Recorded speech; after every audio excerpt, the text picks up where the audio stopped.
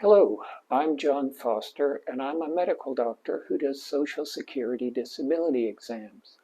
And today I'm going to be talking about the deafness exam, which is quite different from the normal consultative examination.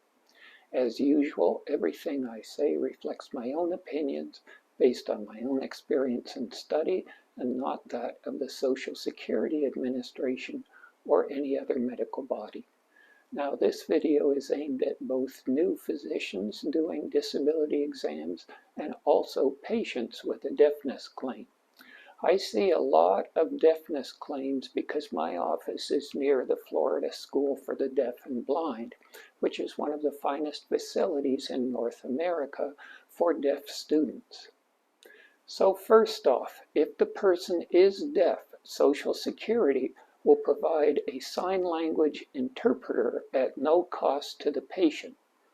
This must be arranged in advance of the exam. I've had quite a few totally deaf people without a sign language interpreter, and because the questions are simple and few, I've been able to see all of them with no difficulty by simply my writing the questions and they're writing their answers. Also, if the patient brings a family member or friend who signs, that's perfectly acceptable. Now, the normal Social Security Consultative Examination involves a complete head-to-toe history taking and physical exam. For a deafness claim, there are only limited questions relating to the ability to hear, and only the ears are examined. That means that a deafness exam is much shorter than the average Social Security exam, usually lasting between 5 and 10 minutes. Also, for a deafness claim, Social Security requires two things. The first is an audiogram, which is done by an audiologist or ear, nose, and throat doctor. This is where you sit in a soundproof booth and your hearing is tested.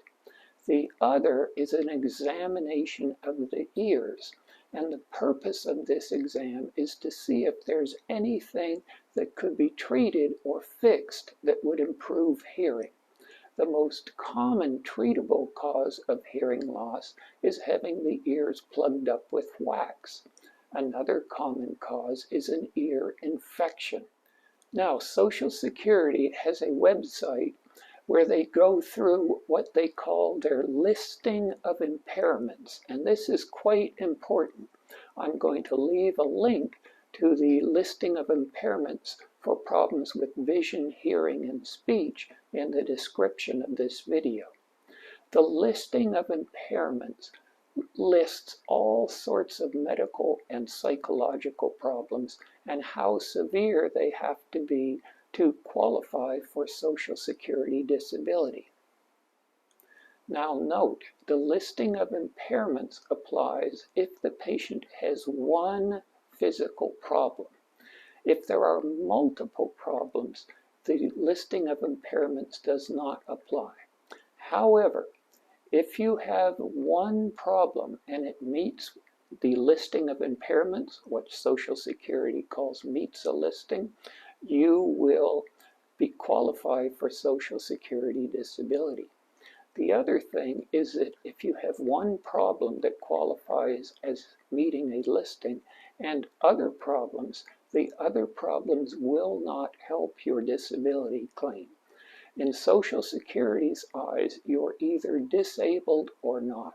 And if you're disabled, you get a certain amount of money. That amount does not increase if you have multiple other problems. Meeting a listing usually requires that your problem be severe. For example, you meet a listing if you have severe loss of use of both arms, or both legs, or one arm and one leg. You're not going to meet a listing if you have some mild arthritis in both knees. However, if you're completely unable to walk due to problems with both legs, you will definitely meet a listing and qualify for Social Security disability. I am not an audiologist or ear, nose, and throat doctor, and I am not qualified to read audiograms. I do the ear examination. Now, for the ear examination, to begin with, the doctor will ask several questions. The first will be the history of the deafness. Many patients I see are born deaf. Many of them have a very strong family history of deafness, with many other family members being born deaf.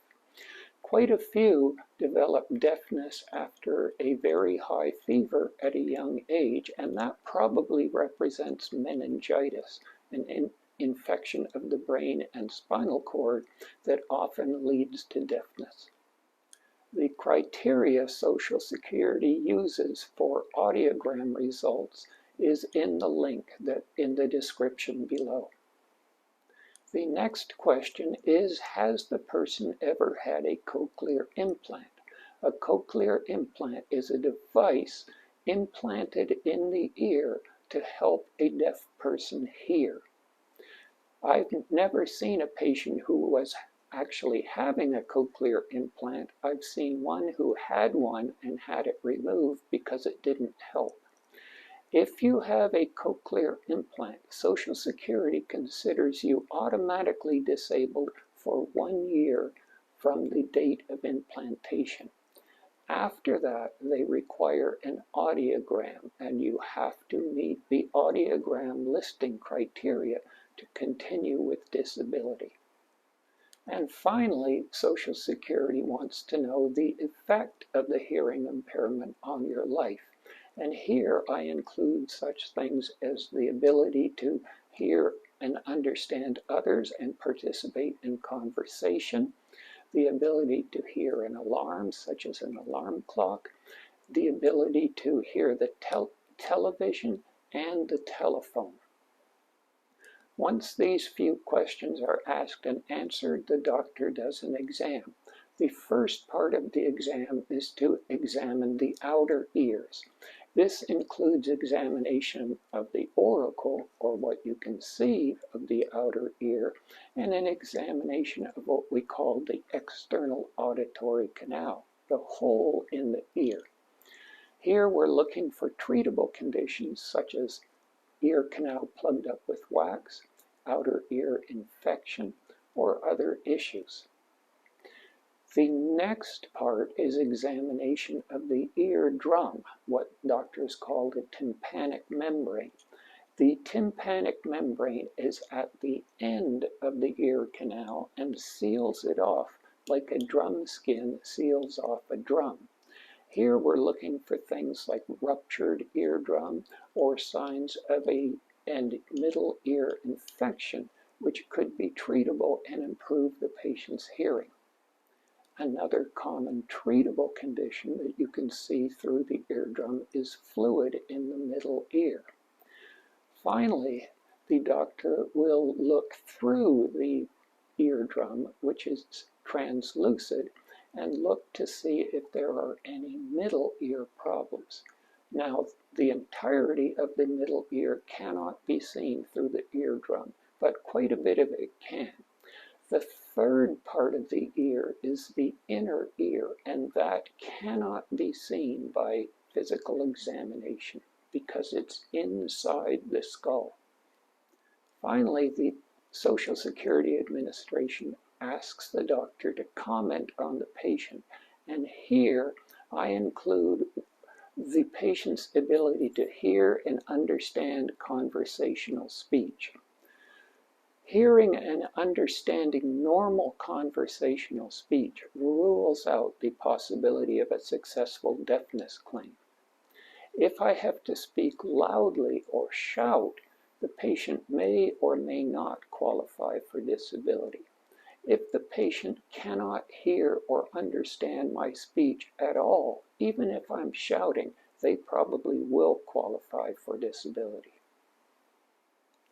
Now note that I did not mention tinnitus, or abnormal sounds that a person hears, such as roaring or ringing in the ears. Social Security does not consider tinnitus a disabling condition. This is different from some other bodies that provide disability compensation. Another thing that I want to mention is impaired hearing along with other problems. If you do not qualify for Social Security disability based on deafness, problems with hearing may still assist your claim.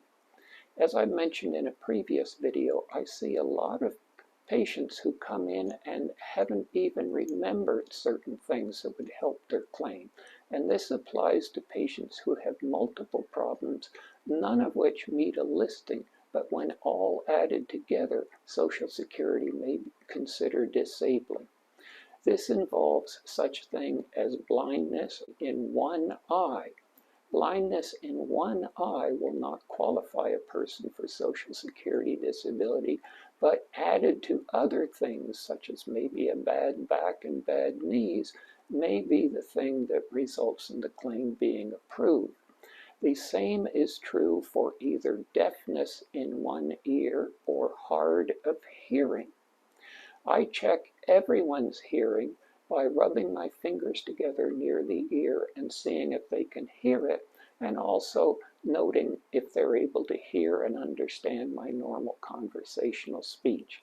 Now, quite a few people who are deaf in one ear can hear and understand speech by using their good ear, but deafness in one ear will often help a claim.